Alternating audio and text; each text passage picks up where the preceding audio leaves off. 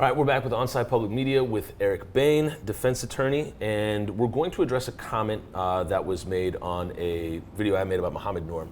And I think it's important to, kind of generate discussion and, just conversation about what people think of what's going on and what they feel that prosecutors are going for versus what they could go for. And I think in the case of Mike Freeman and recall Mike Freeman and all these things and, people showing up to Pete Orpit's house and whatnot, it's to demand better from, prosecutors or demand what people feel should be the right charges brought to cops that kill people. And so this person said, I think we need to examine prosecutors deliberately charging officers with crimes they know lack constitutional merit. They charge them with what they know they can beat with an appeal. The conviction silences the public, and then they quietly usher them out of incarceration through semantic loopholes and double jeopardy laws. Essentially, it's planned obsolescence with legal charges. It makes for great headlines, but ends up being less than a slap on the wrist, which is by design. The first thing I'll ask you is, do we need to examine prosecutors deliberately charging officers with crimes they know lack constitutional merit? The idea that a prosecutor is going for something that they're not going for it all. Let's go for what we can get. Yeah, I think 100%. Prosecutors are public officials, and they are there to be ministers of justice, and they represent the state of Minnesota. They represent all of us. Okay, and so I think if that's what prosecutors are doing, they should be held accountable. And every county attorney in Minnesota is an elected position, and they can be given the boot by their constituents if the constituents see fit. A comment like that, I think is maybe a little bit misguided. Okay. How so? Well, if it's referencing the Mohamed Noor situation, which I think it maybe is. It was. I think they're overlooking the fact that the state did charge Mohamed Noor with second-degree murder, which is a higher charge than the third degree. They went for it, yeah. They kind of did go for it, and look, I'm probably one of the last people who's going to defend Mike Freeman, but they did go for it, and so you can't say, I think, that they intentionally, charged him with a charge that they knew didn't have constitutional merit. Look, the third-degree murder charge withstood probable cause by the district court judge.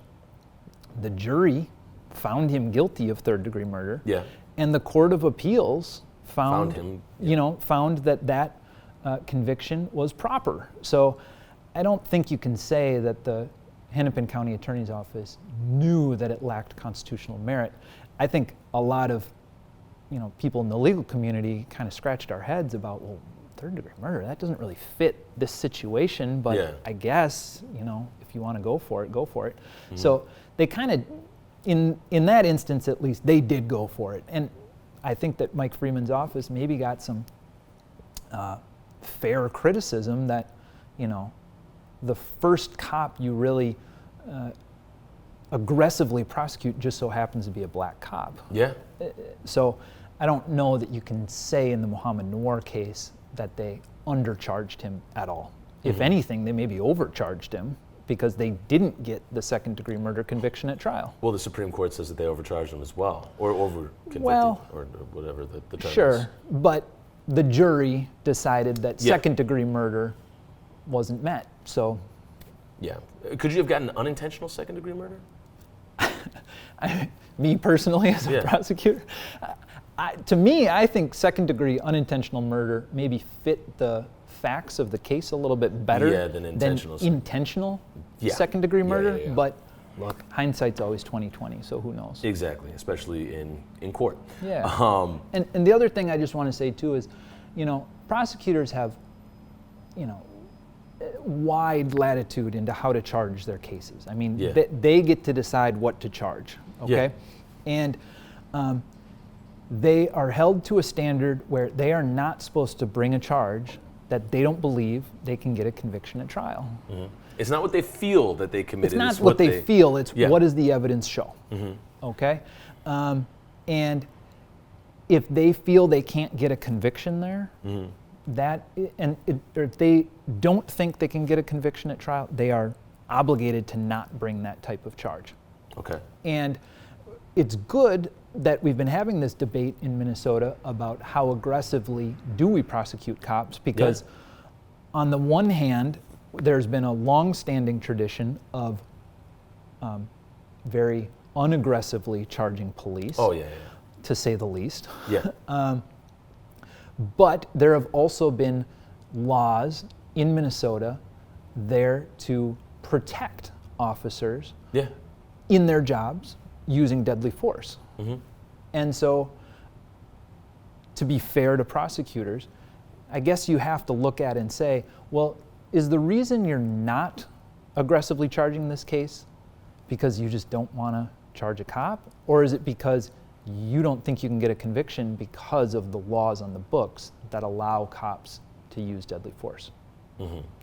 So I think it's just something that needs to be considered as part of this conversation, but it does seem, at least in the last couple of years, that there has been a greater push for more aggressive prosecution of cops that commit crimes. Marginally more aggressive by the county attorney's office, but credit to the attorney general's office for bringing what I think to be proper charges against these cops. And I think for me, as a lawyer in Minnesota, it shouldn't be about how aggressively do we charge cops. It should really just be, are we treating everyone the same in terms of charging? Because we shouldn't, the last thing anyone should want is intentionally undercharging cops. No doubt about that. But I can tell you, from personal experience, on behalf of a number of my clients, there are tons of cases out there where prosecutors charge first, ask questions later. And so if you're doing that to communities in Minnesota, you should do that to cops that are out there committing crimes. And I think that's all anyone is really asking for. And it's a prosecutorial strategy in many cases. You throw everything but the kitchen sink at a defendant and see what sticks. But prosecutors haven't done that for cops. And so if you're going to do it for everybody else, do it for cops. Well, thank you for addressing a very random Instagram comment from the internet and it just giving us some insight as to just prosecutors and the disparity between how they go about their business with cops as opposed to not cops. So thank you. Of course. Yeah, thanks.